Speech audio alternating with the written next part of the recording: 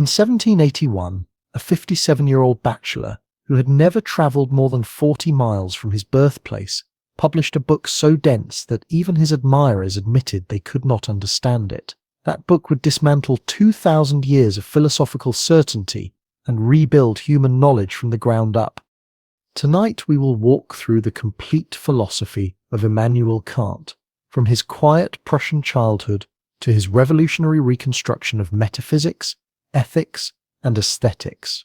We will explore how one man, living by an almost comically rigid schedule in a small provincial city, managed to create a philosophical system so comprehensive that almost every thinker since has had to reckon with it. We will examine his answer to the deceptively simple question that consumed him: what can we actually know? That answer required rethinking the relationship between mind and world, reason and experience, freedom and necessity. By morning you will understand why Kant remains inescapable, even for those who disagree with him.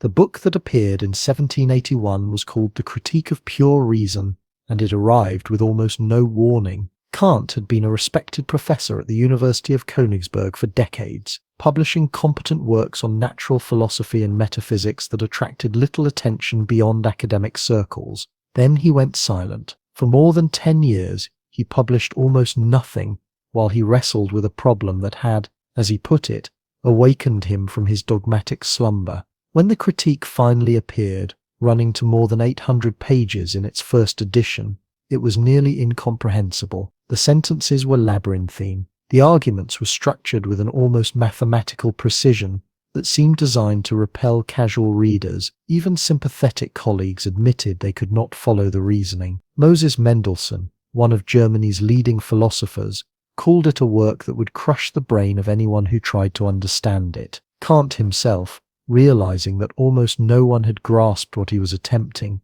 published a shorter introduction 2 years later with the telling title Prolegomena to Any Future Metaphysics. The subtext was clear: if you want to do metaphysics at all going forward, you must first reckon with what I have done. What made the critique so difficult was not simply its style, though the prose certainly did not help.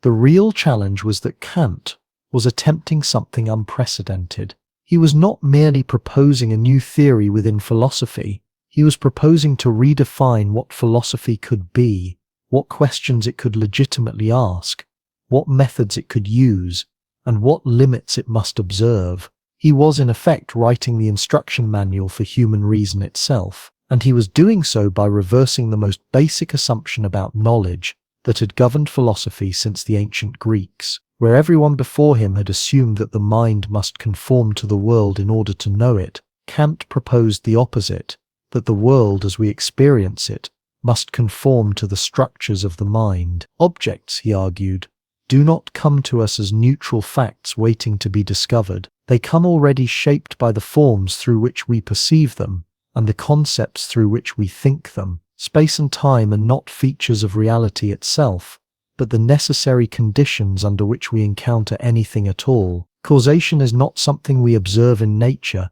but a rule our minds impose to make sense of the sequence of events. This was not a denial of reality. Kant was not claiming that we invent the world. He was claiming something more subtle and more disturbing, that we can never know reality as it is in itself, only as it appears to us through the inescapable structures of human cognition. The implications were staggering. If Kant was right, then entire branches of traditional philosophy were built on a mistake. You could not prove the existence of God through pure reason, because God is not an object of possible experience. You could not demonstrate the immortality of the soul through rational argument, because the soul is not something we encounter in space and time. You could not resolve the great cosmological questions about whether the universe had a beginning, or whether everything happens by necessity, because these questions take us beyond the limits of what we can know. Metaphysics, as it had been practiced for 2 millennia, was not just wrong, it was impossible. And yet Kant was not a skeptic. He was not saying we know nothing. He was saying we know a great deal, with absolute certainty, about the world of experience. Mathematics is genuinely universal. The laws of physics are genuinely necessary. Science is not just guesswork, but this certainty comes at a price. We must give up the hope of knowing things as they are in themselves, independent of the conditions of our knowing them. This was the Copernican revolution Kant claimed to have accomplished in philosophy, and the comparison was deliberate. Just as Copernicus had reversed the relationship between Earth and Sun, making the Earth move around the Sun rather than the other way around, Kant reversed the relationship between mind and world. The mind is not a passive mirror reflecting reality. It is an active organizer, shaping raw sensation into coherent experience according to its own rules. But Kant did not stop with this revolution in metaphysics. Having secured the foundations of scientific knowledge, he turned his attention to morality and discovered something equally revolutionary. Moral law, he argued, does not come from God or nature or social convention or the pursuit of happiness. It comes from reason itself. A rational being, simply by virtue of being rational, discovers within itself the capacity to legislate universal moral principles. We are not free despite being rational. We are free because we are rational. And this freedom, which cannot be proven theoretically because it lies beyond possible experience, must be assumed practically if morality is to mean anything at all. These two great projects, the critique of theoretical reason and the critique of practical reason, formed the foundation of a philosophical system so comprehensive that it would take Kant the rest of his life to work out its implications. He would write a third critique exploring beauty, art, and the experience of the sublime. He would apply his principles to politics, arguing for republican government and envisioning a cosmopolitan order in which perpetual peace might finally be possible. He would explore the relationship between religion and reason, getting himself into trouble with Prussian censors in the process. All of this emerged from a single question that a Scottish skeptic had forced him to confront: how is knowledge possible at all? But before we can understand the answer Kant constructed, we need to understand the man who constructed it and the peculiar life that made such systematic thinking possible. Immanuel Kant was born on April 22, 1724, in Königsberg, a port city on the Baltic Sea in East Prussia. His father, Johann Georg Kant, made harnesses and saddles. His mother, Anna Regina, came from a family of craftsmen. They were not poor, but neither were they comfortable. The household was crowded, pious, and industrious. Kant was the fourth of 9 children, though only 5 would survive to adulthood.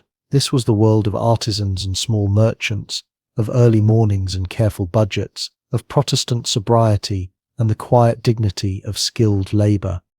The family belonged to the Pietist movement, a reform tendency within Lutheranism that emphasized personal devotion, moral discipline, and inner spiritual experience over theological doctrine. Kant's mother took this faith seriously. She would walk young Immanuel outside the city to observe nature, teaching him to see God's work in the regularities of the world. She died when he was 13, and he would later say that he never forgot her. But he would also spend much of his philosophical career arguing that morality does not need God to ground it, and that genuine religion must be tested by reason rather than feeling. The pietism of his childhood gave him a moral seriousness that never left him, even as he rejected the theology that accompanied it. At 8, Kant entered the Collegium Fridericianum, a pietist school known for its rigor and its oppressive religiosity. The days began before dawn with prayer. Classes ran until evening. The curriculum emphasized Latin, theology, and classical literature, delivered with a severity that Kant would later describe with barely concealed distaste. He excelled at Latin and showed an early gift for systematic thinking, but he seems to have found the atmosphere suffocating. Decades later, he would write that his time there had taught him the difference between genuine morality and mere pious training. The school wanted to produce devout Christians. It produced instead a philosopher who would argue that true moral worth comes from acting according to principle, not from fear of divine punishment or hope of heavenly reward. In 1740, at 16, Kant enrolled at the University of Königsberg. The university was small, provincial, and intellectually isolated from the great centers of European learning, but it was respectable enough, and for a harness maker's son, it represented extraordinary opportunity. Kant studied philosophy, mathematics, physics, and theology. He supported himself by tutoring wealthier students. His own family could offer little financial help. These were lean years, but they were formative. He encountered the philosophy of Christian Wolff, the German systematizer of Leibniz's rationalism, and for more than a decade, Kant would work within that tradition. He read Newton and became convinced that mathematical physics could explain the natural world with certainty. He defended a dissertation on living forces, attempting to reconcile Cartesian and Leibnizian theories of motion. He was brilliant, thorough, and utterly conventional in his philosophical commitments. After completing his degree, Kant spent nearly a decade as a private tutor in the countryside around Königsberg. This was the only extended period he ever spent away from the city, and even then, he never travelled more than 40 miles from its walls. He would later claim that you could learn everything worth knowing from books and conversation, and that travel was unnecessary for a philosopher. Whether this was conviction or rationalization is difficult to say. What is clear is that Königsberg was enough for him. The city had about 50,000 inhabitants, substantial trade with England and Russia, a functioning university, coffee houses where educated men debated the news, and enough intellectual life to keep a curious mind occupied. It also had the advantage of being far enough from Berlin that a professor could think what he liked without constant interference from royal authorities or theological watchdogs. In 1755, Kant returned to the university to complete his habilitation and begin teaching. He was 31 years old. For the next 15 years, he would work as a Privatisant, paid directly by students who attended his lectures rather than receiving a salary from the university. He taught astonishing variety: logic, metaphysics, ethics, mathematics, physics, physical geography, anthropology, pedagogy, natural theology. Some semesters he lectured more than 20 hours per week. He was popular, known for wit and clarity, and his courses were well attended. But he was also desperately poor, living in rented rooms, dependent on lecture fees that varied with enrollment. He applied repeatedly for professorships and was passed over repeatedly. It was not until 1770, when he was 46, that he finally received a chair in logic and metaphysics. By then something else had solidified, the famous regularity of his daily life. Kant never married. He lived alone except for a servant. He woke at 5 in the morning, drank tea, smoked a pipe, and prepared his lectures. He taught from 7 until noon. He ate his main meal in the afternoon, always with company, usually 3 or 4 guests invited according to strict rotation. These dinners were formal affairs governed by rules Kant had devised. Conversation must range widely and never become too technical or argumentative. No guest should dominate. Topics should include news, science, philosophy, but also gossip, humour, whatever kept the talk lively. Kant, who wrote dense, nearly unreadable prose, was apparently an excellent conversationalist. After dinner, he took a walk. This walk became legendary in Königsberg. He followed the same route every day, passing the same landmarks at the same time, wearing the same grey coat, carrying the same umbrella. Neighbours claimed they could set their watches by him. The story is probably exaggerated, but it contains truth. Kant valued routine not because he lacked imagination, but because he possessed too much of it. A regular schedule freed his mind for thinking. He did not want to waste mental energy deciding when to eat or which route to walk. He wanted those decisions made once, definitively, so that his intellect could focus on problems that actually mattered. In the evenings he read and wrote until 10, then went to bed. This pattern continued for decades with only minor variations. The most famous exception occurred when he was reading Rousseau's Emile and became so absorbed that he missed his walk entirely. People noticed Rousseau's portrait would be the only decoration Kant ever hung in his study. But even Rousseau could disrupt the routine only once. Kant returned to his schedule the next day and kept it until old age made walking difficult. This rigidity strikes many as comic, even pathological. How could someone so systematic, so predictable, so utterly provincial, produce philosophy of such revolutionary power? But the question misunderstands what Kant was doing. He was not lacking in passion or imagination. He was engineering the conditions under which passion and imagination could be disciplined into productive thought. The routine was not the opposite of creativity. It was its infrastructure.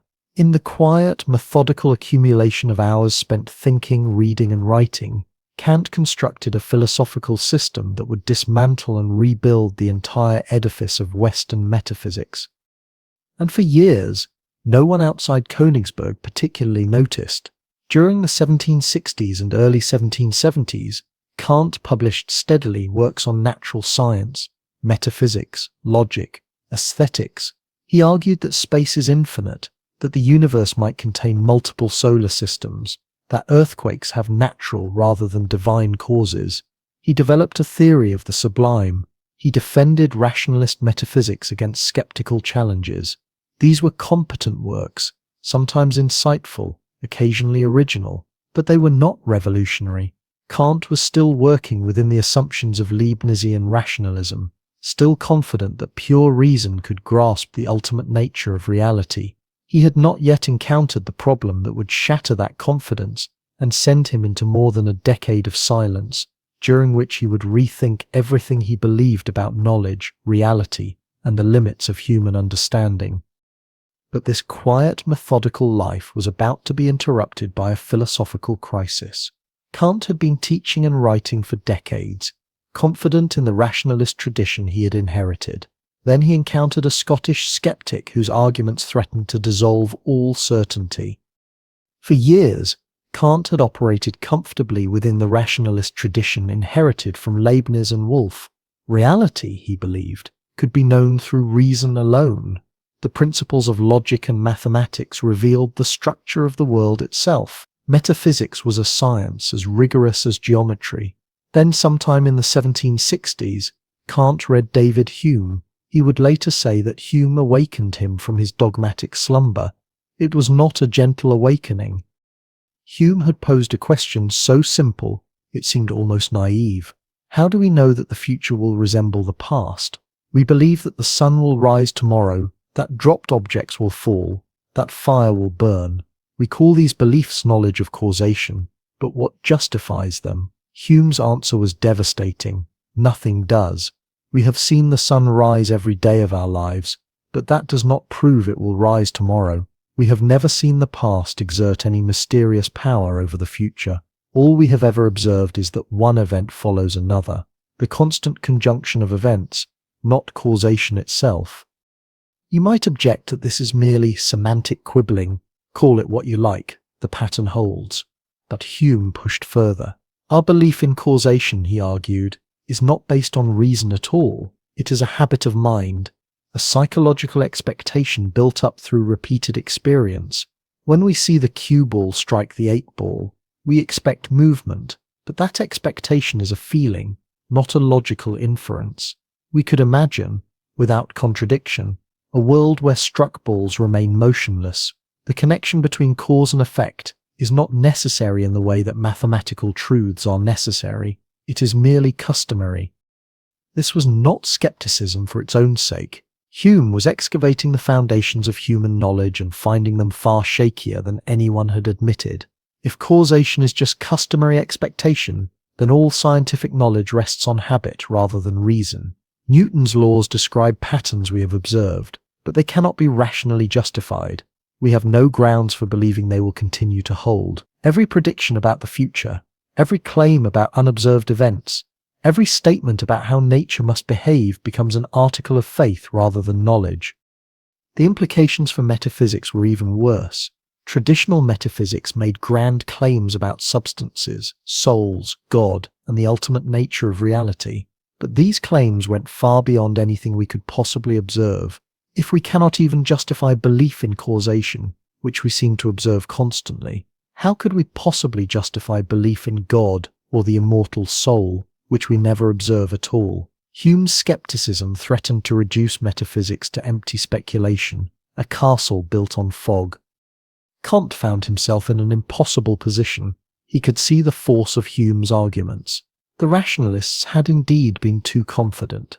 You could not simply deduce the structure of reality from pure concepts. Leibniz had spun elaborate metaphysical systems, But what made them true? What connected his logical principles to the actual world? Rationalism assumed a harmony between thought and reality, but could not explain why that harmony should exist. Hume had exposed that gap. But Kant was equally convinced that empiricism, Hume's own tradition, could not be right either. Empiricism claimed that all knowledge comes from experience, but this created a different problem. How do we know mathematical truths? That 7 plus 5 equals 12 is not something we learn by observing instances of addition. It is true necessarily, not contingently. We know it must be true, not merely that it happens to be true. The same applies to geometry, to logic, to the basic principles of reasoning itself. These truths seem to be known independently of experience, yet they tell us something substantive about reality. Numbers must add this way. Space must have 3 dimensions. These are not mere definitions or tautologies. Kant began to formulate the problem with new precision. There are, he realized, 2 kinds of judgments. Analytic judgments are true by definition. A bachelor is an unmarried man. This tells us nothing new, just unpacks what is already contained in the concept. Synthetic judgments, by contrast, add new information. This stone is heavy, that rose is red. These claims go beyond mere definitions and tell us something about the world. Now, analytic judgments are knowable independently of experience, but they are empty. Synthetic judgments have content, but empiricists claim they must come from experience. The crisis was this: mathematical and scientific knowledge appears to be both synthetic and knowable independently of experience. 7 plus 5 equals 12 is not a definition. It is a genuine claim about how quantities relate. Yet we know it with certainty, without needing to check every possible instance. Hume could not explain this. His empiricism would make mathematics merely probable, a summary of observed regularities. But mathematics is not probable. It is certain. It is necessary. 2 plus 2 could not equal 5, not even in a different universe. Kant saw that he needed a third category. There must be synthetic a priori knowledge, judgments that are both genuinely informative and knowable independently of experience. Mathematics proved that such knowledge exists. But how is it possible? How can we know substantial truths about reality without relying on observation? This question consumed him. It would require rethinking the entire relationship between mind and world, between reason and experience, between what we contribute to knowledge and what reality contributes. He stopped publishing. His friends worried. For more than a decade, Kant worked in near silence, teaching his classes, maintaining his famous routine, but producing no new books. He was taking apart every assumption, examining every concept, building something from the ground up. The question was not merely academic. If synthetic a priori knowledge is impossible, then both science and metaphysics collapse. But if it is possible, then philosophy needed a revolution as profound as Copernicus had brought to astronomy. Kant withdrew from publishing for over a decade, wrestling with this question.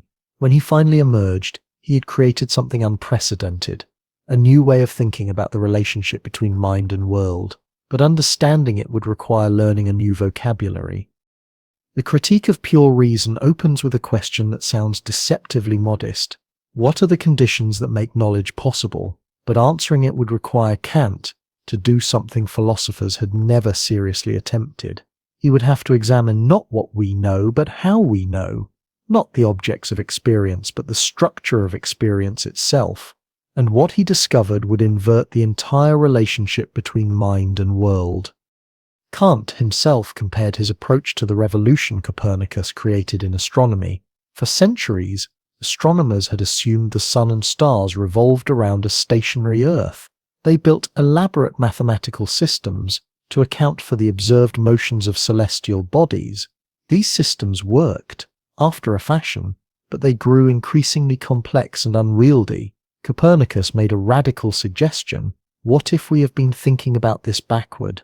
What if the Earth moves, and the apparent motion of the heavens is actually a consequence of our own position? Suddenly the mathematics became elegant. The phenomena made sense. Kant proposed an analogous reversal for philosophy. Traditional metaphysics had assumed that the mind must conform to objects, that knowledge means grasping things as they are in themselves. When philosophers failed to reach agreement about the ultimate nature of reality, they assumed they simply had not thought hard enough or clearly enough. Kant suggested something far more radical. What if objects must conform to the mind? What if the structure of our experience tells us more about how we are built than about how reality is built? This is not idealism in the sense that Berkeley meant it. Kant is not claiming that objects exist only in the mind, that there is nothing outside consciousness. He is making a more subtle and stranger claim. There are things in themselves, things as they exist independently of any observer, but we can never know them as they are in themselves. We can only know them as they appear to us, filtered through the structures of human cognition, and those structures are not optional or variable. They are the necessary conditions for having experience at all. Kant calls things as they appear to us phenomena, things as they are in themselves, independent of our cognitive apparatus. He calls noumena. The phenomenal world is the only world we can know. The noumenal world exists, but it remains forever beyond our reach. Every attempt to grasp it directly will fail, because grasping itself requires the very structures that constitute phenomenal appearance. The first and most fundamental of these structures are what Kant calls the forms of intuition, space and time. When you perceive an object, you perceive it as located somewhere in space, extended across 3 dimensions. When you experience events, you experience them as ordered in time, one following another. This seems so obvious that we assume space and time must be properties of reality itself, the stage on which all existence plays out.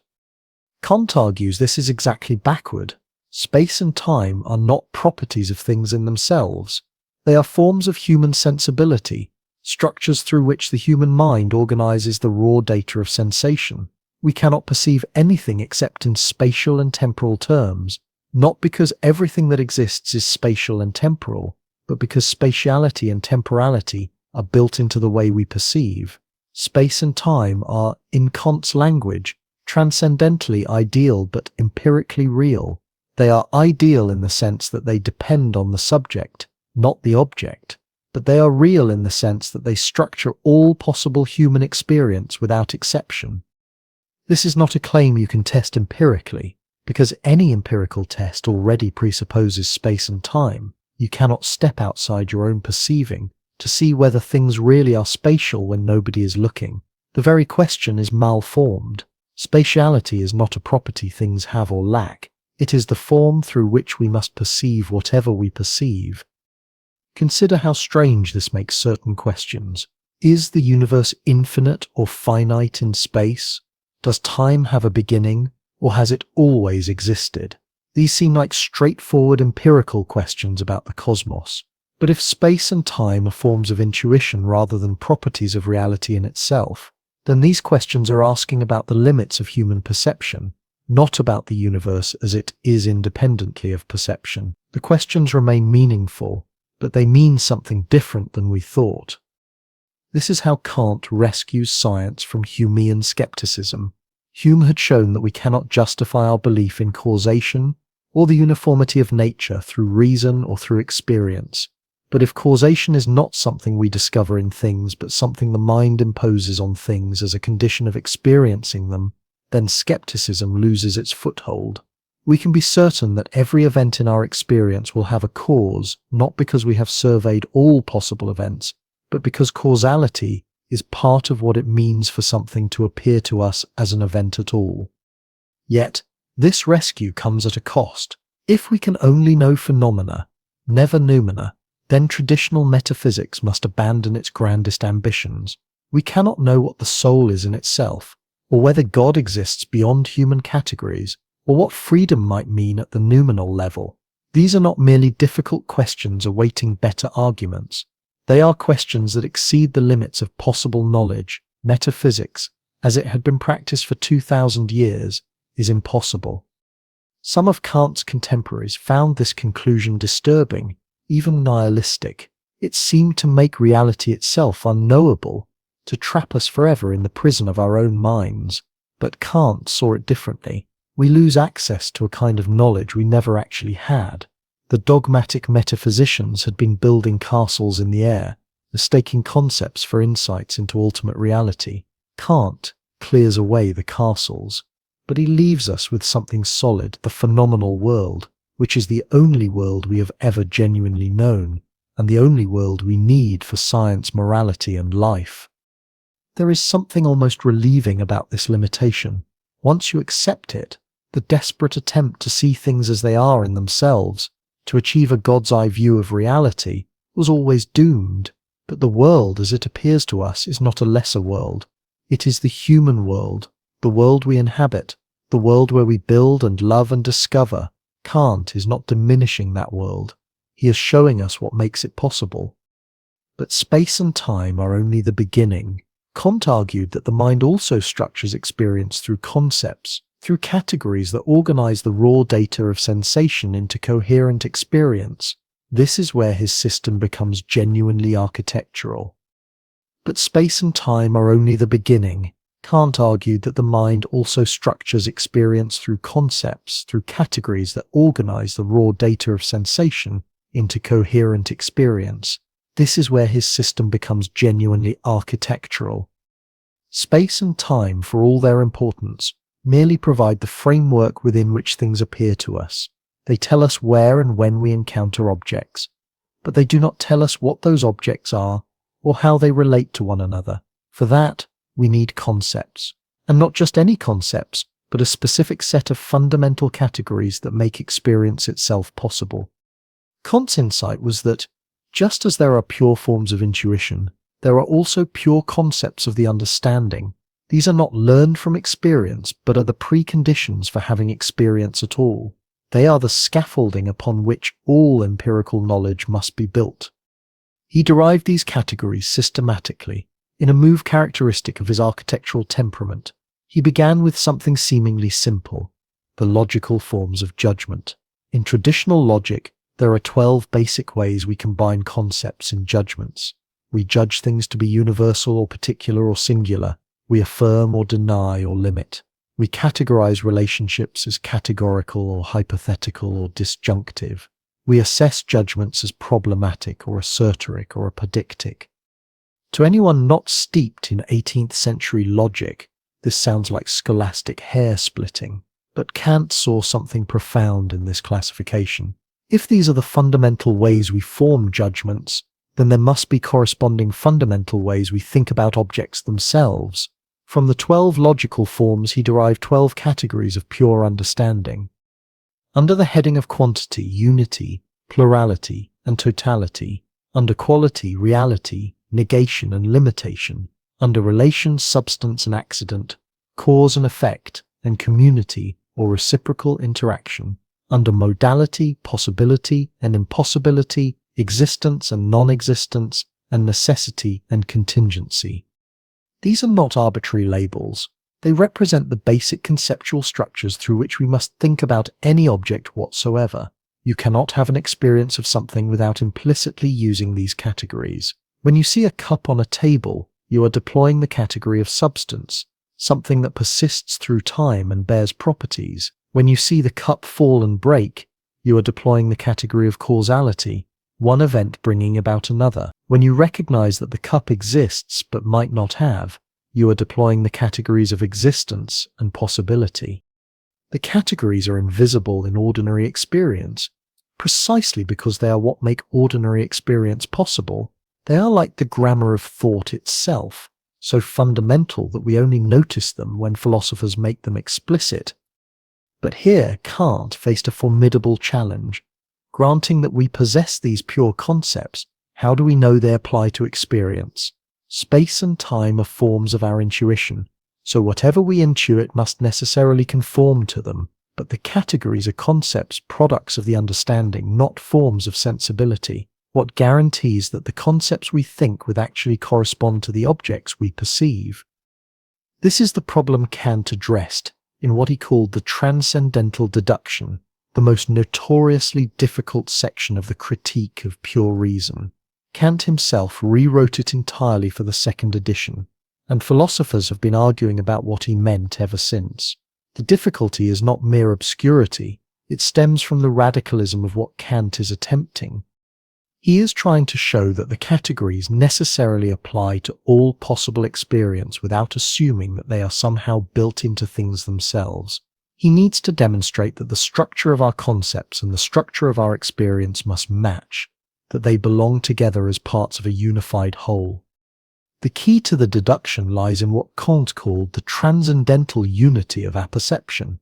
This forbidding phrase refers to something we all experience constantly: self-consciousness.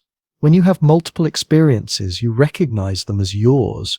The experience of seeing this page, of hearing that sound, of remembering yesterday, all of these are unified in a single consciousness. You are aware of yourself as the subject of all these diverse representations.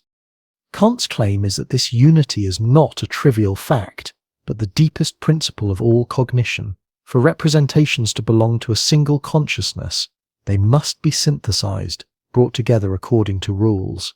And those rules are precisely the categories. The unity of consciousness requires the unity of experience, and the unity of experience requires the categories. Consider what happens when you perceive an object, say a house. You do not experience all sides of the house simultaneously. You see the front, then perhaps walk around to see the back, then recall the front you saw moments ago. Yet you experience all these partial perceptions as perceptions of one house. This unity requires synthesis, requires that you connect these diverse representations according to the concept of a substance that persists through time and has various properties. Without the categories, you would have only a disconnected manifold of sensations, not experience of objects at all. The I think, as Kant put it, must be able to accompany all my representations. This is not the empirical self that you might describe in a biography. It is the formal structure of self-consciousness, the bare awareness that makes it my experience rather than just disconnected happenings. And this structure necessarily involves the categories, because only through the categories can diverse representations be unified into coherent experience.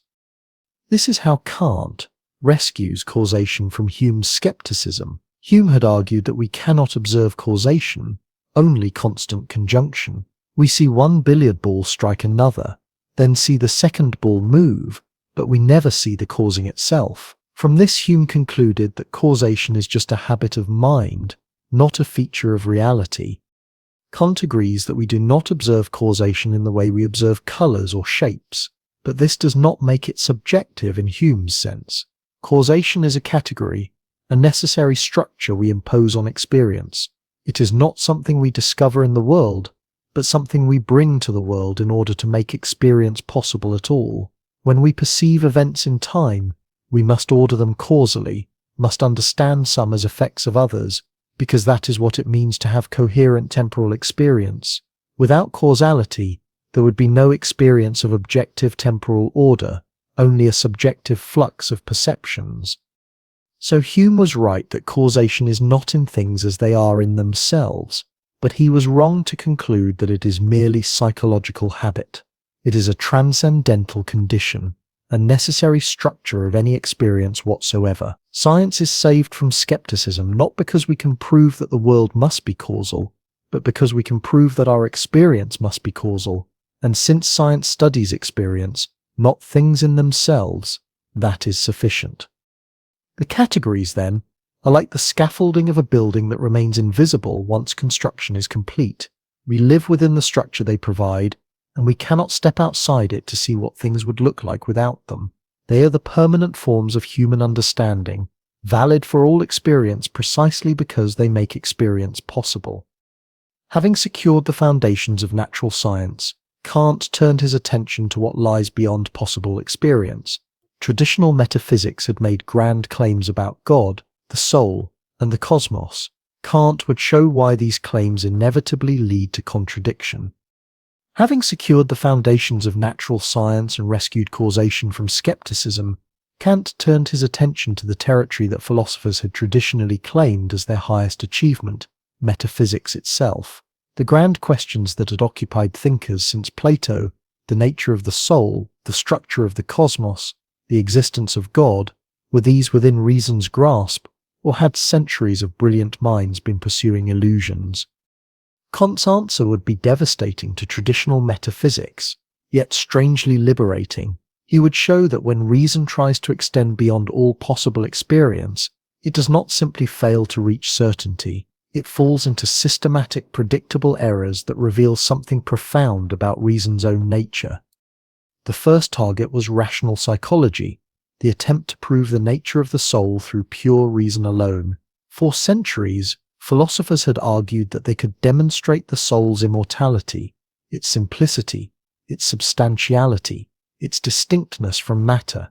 Descartes had famously begun with "I think," and concluded he was a thinking substance that could exist apart from his body. The rationalist tradition Kant inherited took this further, claiming to prove that the soul must be simple, indivisible, and permanent. Kant called these arguments the paralogisms of pure reason, systematic logical errors that appear valid but rest on a subtle confusion. The problem, he argued, lay in how these arguments treated the I of self-consciousness. When I think, there must indeed be an I doing the thinking, but this I is merely a formal requirement of thought, not knowledge of a substantial thing. To conclude from "I think" that there exists a simple immaterial substance is to confuse the logical subject of thought with a metaphysical entity. The argument moves with deceptive simplicity. I cannot think without being conscious that I am thinking. This unity of consciousness seems to require a unified, simple subject. But Kant asks, what do we actually know here? Only that our thoughts come with a formal unity, and I think that accompanies them. We do not know anything about what this I is in itself, whether it is simple or composite, material or immaterial, mortal or immortal. These conclusions smuggle in assumptions about things in themselves, reaching beyond what experience can justify. The paralogisms reveal a pattern, reason taking the formal conditions of thought and mistaking them for knowledge of transcendent reality. It is philosophy generating illusions from its own internal operations, like mistaking the lens through which you see for features of the world itself. But the paralogisms were only the beginning. When reason turns to cosmology, to questions about the universe as a whole, something even stranger happens. Instead of simply generating errors, reason produces what Kant called antinomies, pairs of arguments that contradict each other yet seem equally provable. Kant presented 4 antinomies, 4 cosmic questions where reason can construct compelling arguments for 2 opposed answers. Take the first: does the world have a beginning in time and limits in space, or is it infinite in both? Kant shows you can prove both answers. If the world had no beginning, an infinite series of moments would have elapsed before now, but an infinite series cannot be completed, so we would never have arrived at the present. Therefore the world must have had a beginning. Yet if the world did have a beginning, what came before it? Empty time explains nothing, so the world must be infinite. 2 arguments, both seemingly valid, reaching opposite conclusions. The second antinomy asks whether everything in the world is composed of simple parts, or whether there are no simple parts. Again, reason proves both. The third asks whether everything happens by natural necessity, or whether there is also freedom. The fourth asks whether there exists an absolutely necessary being, or whether everything is contingent. These are not mere philosophical puzzles. They concern the deepest questions about reality, whether the universe is bounded, whether matter is infinitely divisible, whether human freedom exists, whether God exists, and reason, applied with perfect rigor, produced contradictions. The resolution Kant offered was radical. The antinomies arise because we are trying to treat the world as a thing in itself, as something existing complete and determinate beyond all possible experience. But the world as we can know it is only the sum of possible experiences structured by the conditions of sensibility and understanding. Questions about whether this totality is finite or infinite, simple or composite, free or determined, necessary or contingent, these questions assume we can step outside experience and view the cosmos as God would view it. We cannot. The antinomies dissolve and we recognize that we are asking about things in themselves when we can only know phenomena. For the mathematical antinomies, those concerning time, space, and composition, both sides are false when applied to things in themselves. For the dynamical antinomies, those concerning freedom and necessity, both sides can be true from different standpoints. Natural events are determined when viewed as phenomena, yet freedom might exist at the noumenal level. Having dismantled rational psychology and revealed the illusions of cosmology, Kant turned to rational theology. Here he examined all the traditional proofs of God's existence and found each wanting. The ontological argument, which tries to derive God's existence from the concept of a most perfect being, commits a fundamental error. It treats existence as a predicate, as if adding existence to a concept changes what is being conceived. But existence is not a property like wisdom or power. 100 real dollars contain nothing more conceptually than 100 imagined dollars. The difference is not in the concept, but in the relation to experience. The cosmological argument, which reasons from the existence of contingent things to a necessary being, smuggles in the ontological argument at a crucial step. And the physico-theological argument, the argument from design, can at most prove an architect working with given materials, never a creator of all reality. Each proof, when examined carefully, either makes logical errors or reaches beyond what its premises can justify. Yet Kant did not present this demolition as cause for despair. The failures of speculative metaphysics revealed something important about reason itself. When reason tries to complete its knowledge, to reach the unconditioned ground of all conditions, it inevitably generates these systematic illusions. This is not a defect, but a feature of reason's nature. Reason seeks completeness, unity, the final explanation, applied within experience, guided by the understanding's categories. This drive produces scientific progress. Applied beyond all possible experience, it produces the illusions of traditional metaphysics. The positive outcome, Kant argued, was immense. By showing the limits of theoretical reason, he had cleared away the pretensions of dogmatic metaphysics.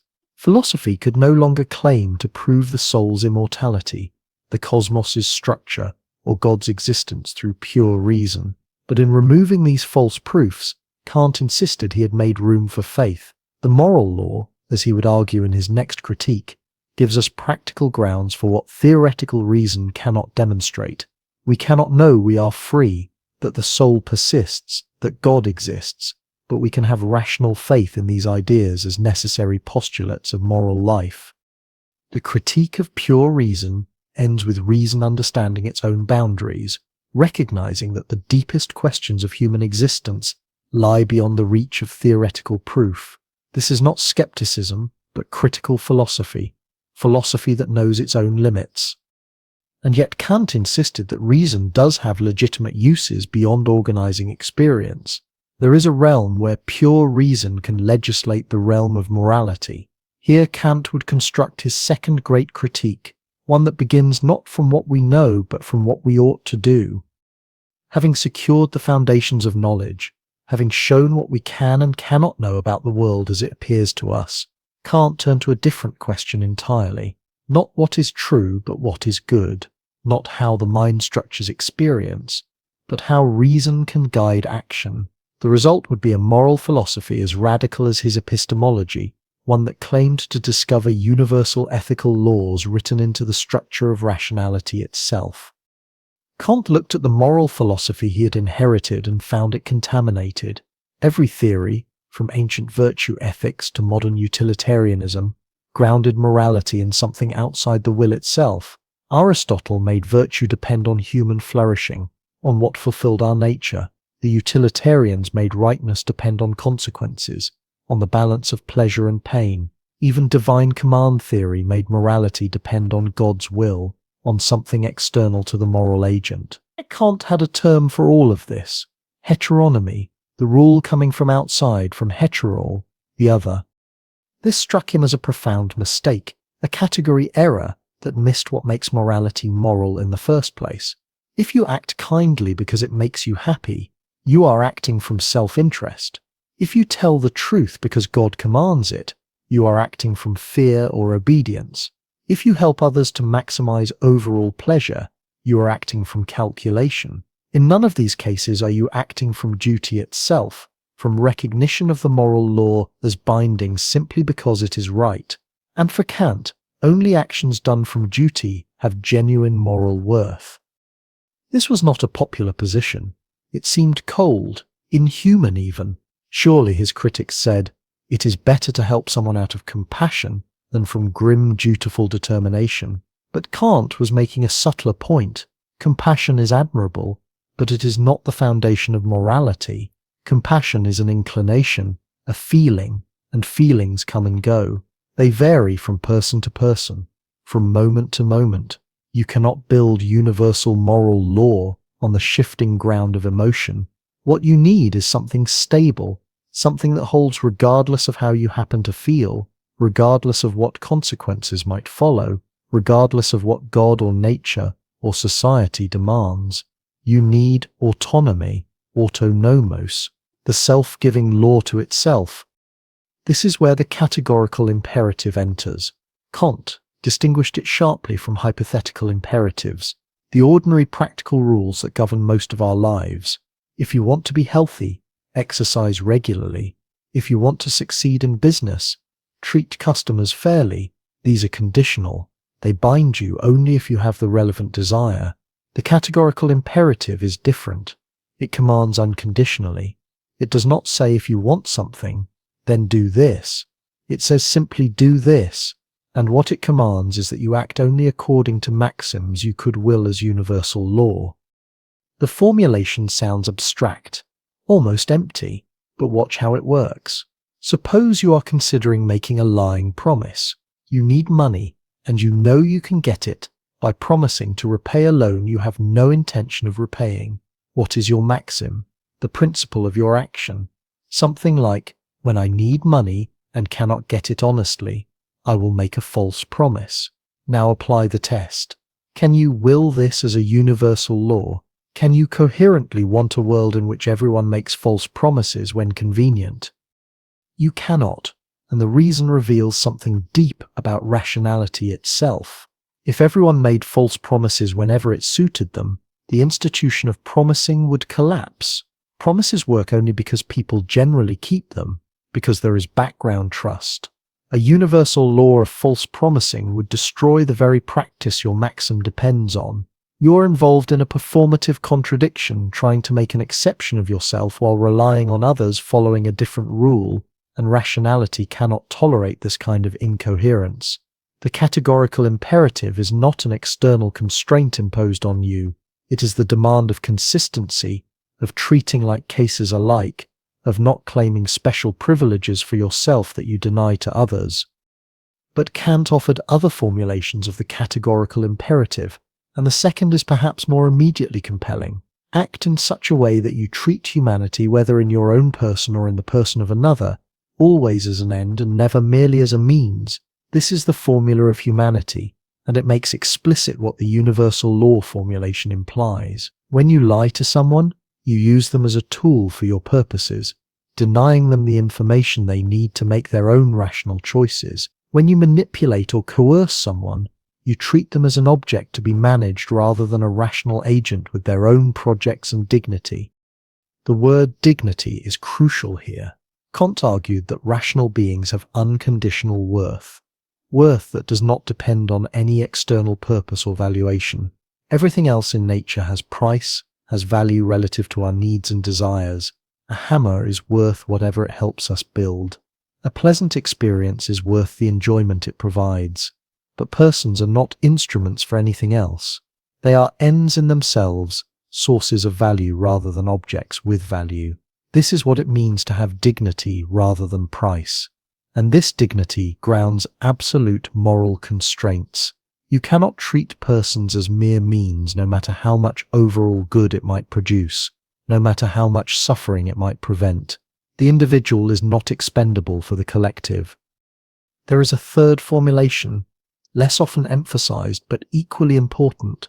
Act as though you were legislating for a kingdom of ends, a realm where every rational being is both subject to the moral law and author of it. This formula of autonomy brings together the other two. You follow universal laws, but they are laws you give to yourself through your own rational nature. You treat others as ends because they too are legislators, co-authors of the moral realm you all inhabit. Morality is not imposed from outside by God or nature or society. It is self-imposed, self-legislated, and that is what makes it binding. You obey only laws you have given yourself, and therefore your obedience is freedom. Kant insisted these three formulations are not different moral principles but different ways of expressing the same fundamental law. The first emphasizes universality. The second focuses on respect for persons. The third highlights autonomy, but they converge. To act on universal maxims is to respect others as rational agents. To respect rational nature is to treat everyone as co-legislators. To legislate for a kingdom of ends is to follow only universal law. The three are perspectives on the single structure of practical reason itself. This was a revolutionary vision.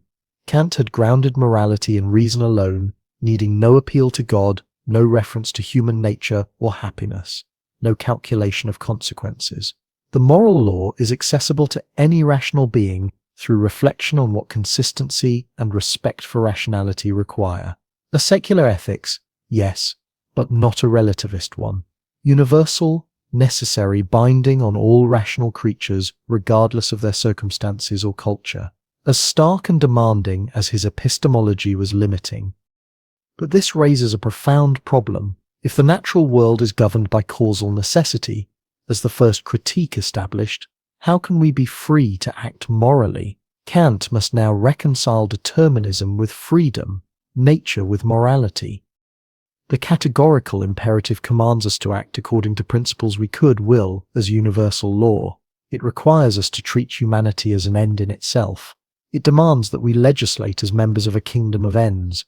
But if the first critique was correct, if everything in the phenomenal world is subject to causal necessity, then every action we take is determined by prior causes stretching back indefinitely. Your decision to tell the truth or break a promise would be no more free than the falling of a stone. Moral responsibility would be an illusion. Ought would imply cannot. Kant recognized this problem as the most serious threat to his entire philosophical system. If determinism and moral responsibility cannot coexist, one of them must be abandoned, and yet both seem inescapable. Natural science requires universal causation. Morality requires genuine freedom. This is not a puzzle that can be solved by clever definitions or subtle distinctions. It cuts to the heart of what it means to be human. The solution Kant offers is bold and, to many of his readers, either brilliant or outrageous depending on their temperament. He argues that the contradiction dissolves once we remember the fundamental lesson of the first critique. We can only know things as they appear to us, not as they are in themselves. The empirical self, the person you can observe acting in the world, is indeed subject to natural law. Every decision you make can in principle be explained by prior causes, by your upbringing, your character, your circumstances, the physical state of your brain. Science is not wrong to search for these causes. But there is another standpoint from which to view human action. The noumenal self, the rational will that legislates the moral law, stands outside the causal order entirely. It belongs to the realm of things in themselves, not to the realm of appearances. And because it does not appear in space and time, it is not subject to the conditions that make natural causation necessary. From this standpoint, you are genuinely free. You are the author of your own actions, not merely a link in a causal chain. This is not, Kant insists, a solution by evasion. It is not a matter of inventing a magical realm where freedom can hide from scientific scrutiny. Rather, it follows directly from the structure of critical philosophy itself. The first critique established that we cannot know things as they are in themselves, only as they appear under the forms of sensibility and the categories of understanding. Causation is one of those categories. It structures experience, but it tells us nothing about reality beyond experience. The noumenal self is not an extra entity added to the empirical person. It is simply the same person considered from a different perspective, a perspective that theoretical reason cannot reach but practical reason requires. You might object that this makes freedom unknowable, a mere postulate rather than a proven fact, and you would be correct. Kant openly admits that we cannot prove freedom theoretically. The categories apply only to possible experience, and freedom by definition cannot appear in experience. If it could, it would be subject to causation and therefore not free. But morality, Kant argues, provides its own kind of certainty. The moral law is a fact of reason. You are aware of it immediately in conscience, in the consciousness of duty, and the moral law implies freedom because ought implies can. If you are obligated to do something, you must be capable of doing it. No one can be obligated to perform an impossible action. This leads Kant to articulate the postulates of practical reason, freedom, immortality, and God. These are not truths that theoretical reason can establish. They are necessary assumptions of moral life. Freedom must be postulated because morality requires it. Immortality must be postulated because the highest good, the complete union of virtue and happiness, cannot be achieved in this life. God must be postulated as the guarantor that virtue and happiness will ultimately coincide, that the moral order is not a beautiful illusion, but reflects the deeper structure of reality. Notice what Kant is doing here. He is not offering proofs. He demolished all theoretical proofs of God's existence in the first critique. He is saying that practical reason has its own demands, its own rational requirements. Morality does not need God as a lawgiver or enforcer. The moral law derives from pure reason itself. But morality does require us to hope that the universe is constituted in such a way that virtue makes sense, that doing the right thing is not ultimately futile. This is what Kant means by the primacy of practical reason. Theoretical reason tells us what we can know. It establishes the limits of possible experience and shows why metaphysics, taken as a theoretical science, must fail. But practical reason tells us what we ought to do, and in doing so, it gives us access to a dimension of reality that theory cannot reach. We cannot know that we are free, but we must act as if we are free. We cannot know that our soul is immortal, but we must orient our lives toward moral perfection, as if we had infinite time to achieve it. We cannot know that God exists, but we must live as if the moral order is not absurd. Some of Kant's contemporaries found this solution deeply unsatisfying. It seems to place the most important truths beyond the reach of knowledge, to make them matters of faith or practical commitment rather than demonstrated fact. And there is genuine tension here. Kant spent the first critique showing us the limits of reason, and now he asks us to act on beliefs that exceed those limits. But Kant saw no contradiction. Theoretical reason establishes what we can know within the bounds of possible experience. Practical reason establishes what we must assume to make sense of moral life. The two standpoints do not conflict because they address different questions. There is something almost tragic in this vision of human existence. We are dual citizens, inhabitants of two worlds. As empirical beings, we are subject to natural law, our actions determined by causes we did not choose. As rational beings, we are free, capable of acting from principle rather than inclination. We can never know which of our actions are genuinely free and which merely appear free while being causally determined. We must act in uncertainty, guided by duty rather than knowledge. And yet this uncertainty does not paralyze us. It liberates us, because we cannot prove that we are merely mechanisms. We are rationally entitled to regard ourselves as free. The moral law within us is evidence of a dignity that no amount of scientific explanation can eliminate. Having reconstructed metaphysics and morality, Kant turned in his final critique to a realm that seems furthest from systematic philosophy, beauty, art, and the experience of the sublime. Yet here too he would find rational structure. Having reconciled determinism with freedom, nature with morality, Kant turned in his final critique to a realm that seems furthest from systematic philosophy, beauty, art, and the experience of the sublime. Yet here too he would find rational structure, a third domain of human judgment that bridges the gap between what we can know and what we ought to do. The Critique of Judgment, published in 1790, was Kant's attempt to complete his system. The first critique had examined theoretical reason and its limits. The second had explored practical reason and moral law, but between knowledge and morality lies a vast territory of human experience that seems to resist both scientific explanation and ethical prescription.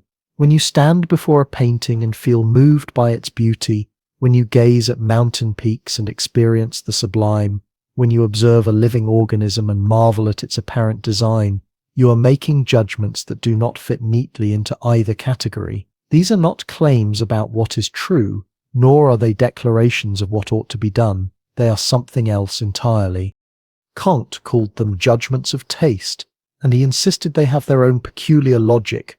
An aesthetic judgment is not cognitive in the way scientific judgments are. When you say a rose is beautiful, you are not claiming to have discovered a property of the rose in the way you might discover its chemical composition. You cannot prove beauty the way you prove a theorem, or verify it the way you verify an empirical fact. Yet neither is an aesthetic judgment merely a statement of personal preference, like saying you happen to enjoy the taste of coffee. When you judge something beautiful, you make a claim that feels universal. You expect others to agree, even though you cannot compel their agreement through argument or evidence. This is what Kant called the subjective universality of aesthetic judgment, and it presents a genuine puzzle. How can a judgment be both subjective and universal at once? How can I expect you to share my response to beauty when I cannot point to any objective feature that justifies it? Kant's answer begins with a careful analysis of what happens when we experience beauty. We perceive an object, and in that perception, our cognitive faculties enter into a state of harmonious free play. The imagination presents forms to the understanding, and the understanding recognizes a kind of order or pattern without being able to subsume it under determinate concepts. The object appears purposive, as if designed for our appreciation, yet we cannot specify what purpose it serves. This is what Kant means by his strange formula. Beauty is the form of purposiveness without purpose. Consider a flower. When a botanist examines it, she applies concepts, categories, rules. She identifies its genus and species, explains its reproductive function, analyzes its chemical properties. This is cognitive judgment, the application of the understanding to bring an object under concepts. When a gardener cultivates it for food or medicine, he treats it as a means to an end. This is practical judgment, the application of reason to determine how something should be used. But when you simply behold the flower and find it beautiful, you apprehend a kind of order and harmony without reference to any concept or purpose. The flower seems perfectly suited to please you, yet this suitability is not based on satisfying any particular need or fulfilling any determinate function. The purposiveness is formal, not material. This is why Kant distinguishes aesthetic pleasure from both sensory gratification and moral satisfaction. The pleasure you take in beauty is disinterested. You are not concerned with possessing the object, consuming it, or putting it to use. You contemplate its form, and in that contemplation your mental faculties achieve a harmony that feels both free and lawful at once. And because this harmony arises from the very structure of our cognitive capacities, which Kant believed all human beings share, you have grounds for expecting others to experience the same pleasure. The judgment is subjective because it is grounded in feeling rather than concepts, but it is universal because it appeals to capacities common to all. The sublime operates differently. Where beauty involves harmony and proportion, the sublime involves excess and overwhelming magnitude. Stand at the edge of the ocean during a storm, or gaze up at mountain peaks that dwarf you, or contemplate the vastness of the starry sky. You experience something that exceeds your imagination's capacity to grasp it as a whole. Your perceptual faculties fail. You cannot take it in, cannot comprehend it, cannot frame it within your ordinary categories of experience. Yet this very failure reveals something about reason. While imagination is overwhelmed, reason recognizes that it can think what imagination cannot picture. You can conceive of the infinite, even though you cannot visualize it. You can form the idea of absolute magnitude, even though no sensory experience can present it. The sublime thus involves a complex interplay of humiliation and elevation. Nature humbles you by exceeding your perceptual powers, But this humiliation paradoxically reveals the superiority of your rational capacities over everything merely natural. You discover yourself as a being who belongs not just to the phenomenal world of sense, but to a supersensible realm of pure reason. Kant distinguished between the mathematically sublime, which involves magnitude beyond measure, and the dynamically sublime, which involves power beyond resistance. In both cases, the experience depends on a kind of safe distance. You must not actually be in danger from the storm or the precipice. The power must threaten merely phenomenally, not practically. Only then can you experience the peculiar pleasure of recognizing that while nature can destroy your body, it cannot touch your moral dignity as a rational being. But the critique of judgment does not stop with aesthetics. Its second half addresses a different kind of judgment, teleological judgment, the way we think about living organisms and natural purposes. When you observe a tree or a bird or any complex organism, you cannot help but see it as if it were designed. The parts seem organized for the sake of the whole.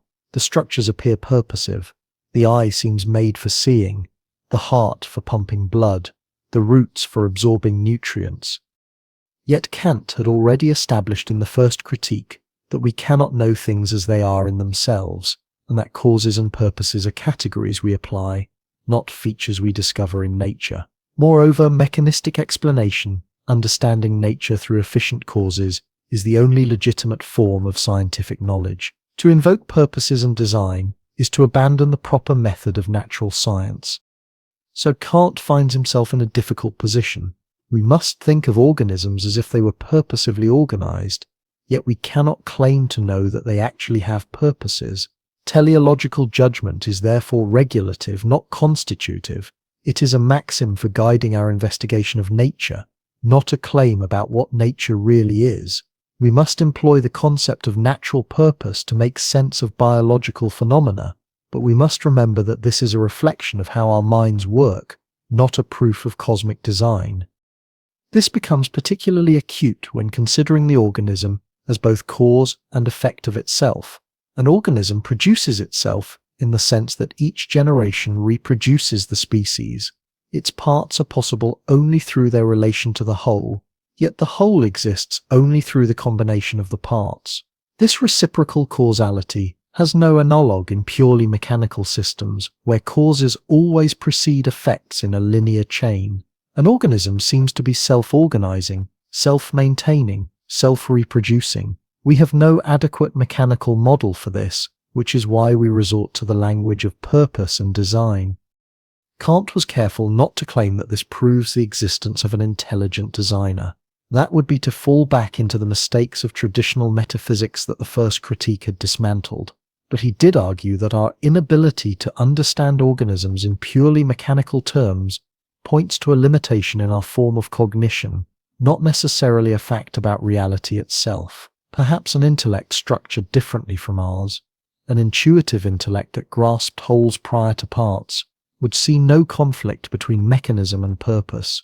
But for us, with our discursive understanding that builds knowledge step by step from parts to wholes, the tension remains unresolved. What becomes clear in the third critique is that Kant is not simply adding aesthetics and biology as afterthoughts to his system. He is showing how judgment itself serves as a bridge between the theoretical and the practical, between nature and freedom. Aesthetic judgment gives us an experience of purposiveness in nature that prepares us to think of nature and morality as potentially harmonious. Teleological judgment allows us to think of organisms as if they were moral beings, products of intention and design, even while maintaining the mechanical explanations required by science. Both forms of judgment are reflective rather than determinative. They do not tell us what is, but guide us in making sense of what seems. The three critiques form a unified system, each examining a different use of reason. But Kant did not retreat into pure theory. He applied his philosophy to concrete human problems, politics, history, religion, and the possibility of peace. The three critiques form a unified system, each examining a different use of reason. But Kant did not retreat into pure theory. He applied his philosophy to concrete human problems, politics, history, religion, and the possibility of peace. By 1793, Kant was 69 years old and living through revolutionary times. The French Revolution had erupted 4 years earlier, sending shockwaves across Europe. The Prussian monarchy under which Kant lived viewed these events with alarm, tightening control over what could be published and said. Yet this same aging professor who had never left his provincial city was developing a political philosophy that would imagine the eventual unity of all humanity under law. The man who walked the same route every afternoon at precisely the same time was thinking about perpetual peace. Kant's political philosophy begins where his moral philosophy ends, with the question of how free rational beings can live together. If each person is an end in themselves, possessing absolute dignity by virtue of their rational nature, then political arrangements must respect this fact. But here Kant faces a problem his ethical writings did not fully address. Morality governs individual action, but politics governs the coexistence of wills that may conflict. How do you move from the categorical imperative to the state? His answer appears in various essays and shorter works throughout the 1790s, never in a comprehensive treatise. Perhaps the systematic thinker who had constructed 3 massive critiques found that politics resisted the same architectural treatment, or perhaps he understood that what he had to say about politics was dangerous enough without calling attention to it with a major work. Kant grounds his political theory in what he calls the idea of the social contract, but he means something specific and strange by this phrase. The social contract is not a historical event that actually occurred. Kant has no interest in conjectural histories about how governments formed or what early humans agreed to around some prehistoric fire. Such stories are empirical speculation at best. Instead, the social contract is an idea of reason, a standard against which we judge existing political arrangements. It asks, could rational beings have agreed to this? Would free and equal persons consent to be governed this way? This transforms the social contract from a myth about origins into a principle of legitimacy. Any law, any political institution, any exercise of state power must be such that rational citizens could have agreed to it. Not that they did agree, not that they would agree given their particular interests and prejudices, but that they could agree as rational beings seeking to live together under universal law. Notice how the categorical imperative has been applied to politics. Just as moral actions must be universal or political arrangements must be rationally acceptable to all. This leads Kant to endorse what he calls republican government, though he means something more specific than the word might suggest. A republican government, in Kant's sense, is one organized around 3 principles: freedom for all members of society as human beings, equality before the law as subjects, and independence as citizens participating in legislation. Crucially, it must also maintain separation of powers. The legislative power makes laws, the executive power implements them, and the judicial power applies them to particular cases. When these powers merge in a single person or body, you have not a republic but despotism, regardless of what it calls itself. You might wonder why Kant places such emphasis on the formal structure of government, rather than on outcomes or the happiness of citizens. The answer connects directly to his moral philosophy. Autonomy means giving law to yourself. A political order respects autonomy only when citizens can see themselves as authors of the laws that govern them. This requires that laws be general, applying equally to all, and that they emerge from a legislative process in which citizens participate or could rationally have participated. Happiness is too subjective, too variable, too dependent on inclination rather than reason to serve as the basis of political right. But Kant goes further. In his essay toward perpetual peace, published in 1795, he extends these principles beyond individual states to relations between states. The essay is structured as a mock treaty, complete with preliminary articles, definitive articles, and supplements. There is gentle irony in the form itself, a philosopher drafting peace terms as if he were a diplomat, but the arguments are serious. Kant argues that perpetual peace requires 3 conditions at the level of definitive articles. First, each state must have a republican constitution. Second, the law of nations must be founded on a federation of free states. Third, cosmopolitan right must be limited to conditions of universal hospitality. Let us take these in order. for each marks a remarkable extension of Kant's critical philosophy into international relations. Republican constitutions promote peace because they give citizens a voice in decisions about war. When the people who will fight and die and pay for war have a say in whether it occurs, they are far less likely to embrace it than monarchs playing games of glory with other people's lives. This is not mere speculation, but an application of rational self-interest constrained by publicity. No one can rationally will that wars be declared casually if they must face the consequences themselves. The Federation of Free States represents Kant's alternative to world government. He recognizes that a single global state would require enforcement mechanisms that could easily become tyrannical. Instead, he imagines a voluntary federation in which states retain sovereignty but bind themselves to peaceful resolution of disputes. Each state pledges to renounce war as an instrument of policy and to submit conflicts to arbitration or adjudication. This is not naive idealism. Kant understands that such a federation would be difficult to establish and maintain, but he argues it is rationally necessary, something reason demands even if humans have not yet achieved it. Cosmopolitan right concerns the rights individuals have simply by virtue of being human, regardless of what state they belong to.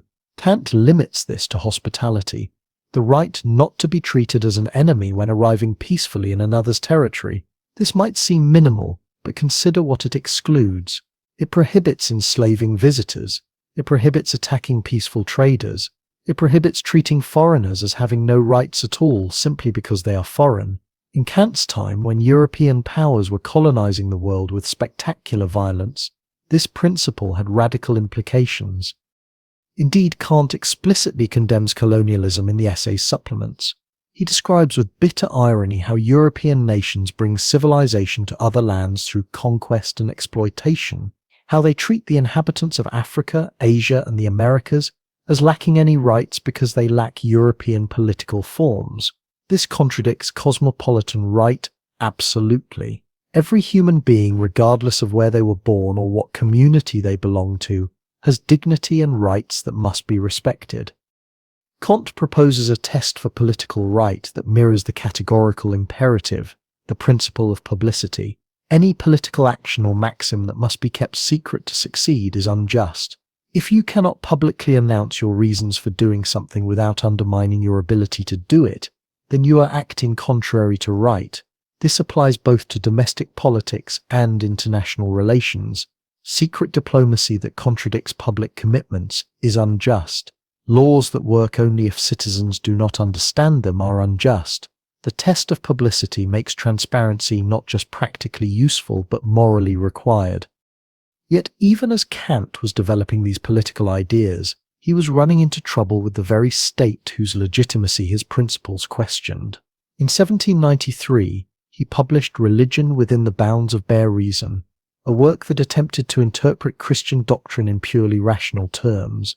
Kant argued that the core of religion is moral, that religious teachings have value only insofar as they support moral life, and that anything in religion contradicting morality must be rejected. This did not please the Prussian authorities. The book was technically submitted for censorship, but Kant found a loophole by publishing it through the philosophy faculty rather than the theology faculty, thus avoiding the most restrictive censors. When the government realized what had happened, King Frederick William II sent Kant a cabinet order forbidding him from writing or speaking about religion. The letter accused Kant of distorting and debasing core Christian doctrines. Kant complied, replying obsequiously to the king and promising to refrain from public statements about religion. But notice his phrasing. He promised to abstain as the king's loyal subject. When Frederick William died in 1797, Kant considered himself released from this promise. He had obeyed the sovereign who commanded him. That sovereign no longer reigned.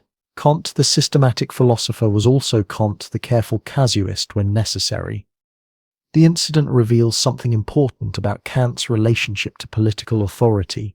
He believed in obeying legitimate law, but he also believed in the right to think freely and to engage in public use of reason. The public use of reason means scholars addressing the educated public, contributing to human enlightenment through writing and teaching. This cannot be restricted without violating the very conditions that make moral and intellectual progress possible. Yet as a private person, as an employee of the state, or a subject with particular duties, one might have to obey even unjust commands while working publicly to change them. This distinction has struck many readers as suspiciously convenient, a way to advocate obedience while preserving intellectual freedom for professors. There is something to this criticism. Kant never faced the choice between fundamental principles and state power that would cost him everything. He never had to decide whether to resist actively or to suffer consequences that would silence him permanently. His compromises were those available to someone whose institutional position protected him, at least partially. Yet the political philosophy itself points beyond these compromises. If republican government is rationally necessary, if cosmopolitan right is demanded by reason, if publicity is the test of legitimate policy, then existing states will always fall short. Kant knows this. His political writings are full of tension between what reason demands and what circumstances allow. He advocates reform, not revolution, but the principles he articulates could justify far more radical change than he personally endorsed. By the turn of the 19th century, Kant's health was failing, his mind beginning to dim, but his system was complete, and its influence was already spreading far beyond Königsberg. What he left behind would shape philosophy for generations. On February 12, 1804, Immanuel Kant died in the same city where he had been born 79 years earlier. His last words, according to his physician, were, "Es ist gut," it is good. He had requested a simple funeral. He received anything but. Thousands lined the streets of Königsberg. The procession took hours. Kant, who had lived so quietly, had somehow become the most important philosopher in the German-speaking world, and the young thinkers who carried his ideas forward would transform that importance into something far larger. The first wave arrived almost immediately. Johann Gottlieb Fichte had already begun lecturing on what he called the Wissenschaftslehre, the doctrine of knowledge, while Kant was still alive. Fichte thought Kant had not gone far enough. The thing in itself, that noumenal reality beyond experience, was an inconsistency. If we cannot know it, why posit it at all? Fichte eliminated it. Reality for Fichte was generated by the absolute ego, the self positing itself and its opposite. Kant had made the mind active in structuring experience. Fichte made the mind the creator of everything. When Kant learned what Fichte was teaching in his name, he published a terse disavowal. "I hereby declare," Kant wrote, "that I regard Fichte's Wissenschaftslehre as a totally indefensible system." The comment captures something essential. Kant's successors almost immediately moved beyond what he could recognize as his own philosophy. Friedrich Wilhelm Joseph Schelling pushed further still. Where Fichte had made everything spring from consciousness, Schelling wanted to reunite mind and nature. He developed a philosophy of identity, arguing that subject and object, mind and world, were ultimately one. Nature for Schelling was visible spirit. Spirit was invisible nature. He wrote dazzling works on the philosophy of art, of mythology, of revelation. His thought shifted so often that his critics joked he had a new system every few years, but the ambition was recognizably Kantian to show how diverse aspects of reality, nature, consciousness, beauty, freedom could be understood as parts of one systematic whole. Then came Georg Wilhelm Friedrich Hegel, and with him German idealism reached both its apex and its end. Hegel accepted Kant's revolution but rejected his limits. Kant had said we cannot know the thing in itself. Hegel replied that this distinction itself was the problem. Reality is not divided into phenomena and noumena. Reality is rational through and through, and reason can comprehend it completely. The absolute spirit Geist develops through history, coming to know itself through human thought. Hegel's system was breathtaking in scope. Logic, nature, mind, art, religion, history, all unfolding in dialectical patterns towards self-knowledge, and yet the entire structure was built on Kantian ground. Hegel's categories, his concern with the conditions of experience, his systematic ambition, all bore Kant's mark, even in surpassing him. The Phenomenology of Spirit, published in 1807, 3 years after Kant's death, reads like both homage and rebellion. For several decades, German idealism dominated. Then came the backlash. By the middle of the 19th century, thinkers like Schopenhauer and the early materialists dismissed Hegel's system as empty word spinning. Science was advancing rapidly. Darwinism arrived. Psychology was becoming experimental. Philosophy seemed to have lost its way in speculative excess. A movement emerged, especially in German universities, calling for a return to Kant. The slogan, attributed to Otto Liebmann, was simple: back to Kant. This neo-Kantianism took several forms. The Marburg School, led by Hermann Cohen, focused on Kant's philosophy of science, arguing that mathematics and physics revealed the structures of thought itself. The Southwest School, including Wilhelm Windelband and Heinrich Rickert, focused on values and the human sciences. What united them was the conviction that Kant's critical method, examining the conditions of possibility for knowledge, remained essential, even as the metaphysical ambitions of the idealists needed to be abandoned. Meanwhile, a different tradition was emerging, one that would come to call itself analytic philosophy, and surprisingly, it too was deeply Kantian.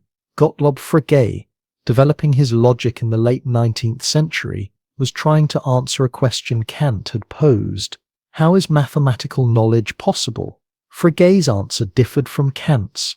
Logic, not intuition, was fundamental, but the question itself came straight from the critique of pure reason. Bertrand Russell and the early Ludwig Wittgenstein inherited this concern.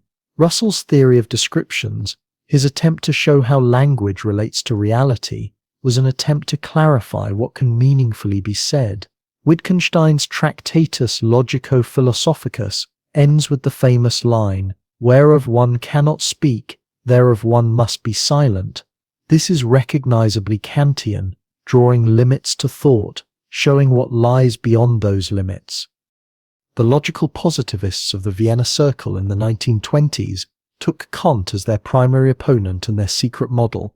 They rejected his synthetic a priori, arguing that all meaningful statements were either empirically verifiable or analytically true by definition, and yet their entire project was Kantian in structure, distinguishing what can be meaningfully said from metaphysical nonsense, showing the limits of knowledge, analyzing the logical structure underlying experience. Rudolf Carnap's attempt to rationally reconstruct scientific concepts, Ayer's verification principle, these were critical philosophy by other means. The continental tradition, meanwhile, remained explicitly Kantian. Edmund Husserl's phenomenology asked, what are the essential structures of consciousness? This is the transcendental question in new form. Husserl even called his method transcendental phenomenology. Martin Heidegger's Being and Time, though it moved far from Kant in content, was structured around a Kantian question. What are the conditions of possibility for understanding being? Heidegger wrote a book on Kant, arguing that the critique of pure reason was fundamentally concerned with human finitude, with the fact that we are temporal beings for whom being is always a question. The Frankfurt School's critical theory, Adorno, Horkheimer, Habermas, took Kant's idea of critique as its model, examining the conditions and limits of social and political thought, asking what assumptions make certain forms of life possible. Even those who rejected Kant found themselves defined by that rejection. Nietzsche's attack on Kant's morality, his mockery of the thing in itself as a philosopher's fairy tale, only made sense against Kantian assumptions. 20th century pragmatists like Wilfrid Sellars and John McDowell returned to Kantian themes, asking how empirical content and conceptual structure fit together. Constructivism in mathematics and ethics took Kant's idea that the mind actively structures what it knows. Rawls's political philosophy explicitly invoked Kantian autonomy. Postmodern skepticism about grand narratives echoed Kant's critique of metaphysics, even as it rejected his confidence in reason. What makes Kant inescapable is not that everyone agrees with him. Most philosophers reject major parts of his system. Few accept the thing in itself. Many doubt the categorical imperative. The specific table of categories seems arbitrary. But the questions Kant asked remain foundational. How is knowledge possible? What are the conditions under which we can make sense of experience? What distinguishes legitimate from illegitimate uses of reason? How can we be free if we are part of nature? What grounds moral obligation? These questions do not go away. Every attempt to dismiss them ends up presupposing them. Kant showed us something difficult to accept, that we cannot simply open our eyes and see reality as it is. Every encounter with the world is mediated by structures we bring to it, concepts, categories, forms of intuition. This does not mean we create reality. It means we can only know it as it appears to beings like us. And that recognition, that acceptance of our own finitude, is the beginning of genuine philosophy. Not the fantasy of stepping outside ourselves to see things from nowhere, but the careful examination of the conditions under which we see anything at all. The architecture Kant built has been renovated, expanded, sometimes dismantled and rebuilt, but its foundations remain. Whenever philosophy asks not just what is true, but how truth is possible, not just what we should do, but what makes obligation binding, not just what we experience, but what makes experience coherent, it is working within the space Kant cleared. The Copernican revolution he proposed was not just a shift in perspective, it was the recognition that perspective itself is philosophical subject matter. Perhaps that is why this quiet professor from Königsberg, who never saw the ocean or climbed a mountain, whose daily walk became a local joke, whose writing was famously difficult, remains unavoidable. He taught us to ask about the frame, not just the picture, to examine the lens, not just what we see through it, to recognize that the most important philosophical questions are often about the questions themselves.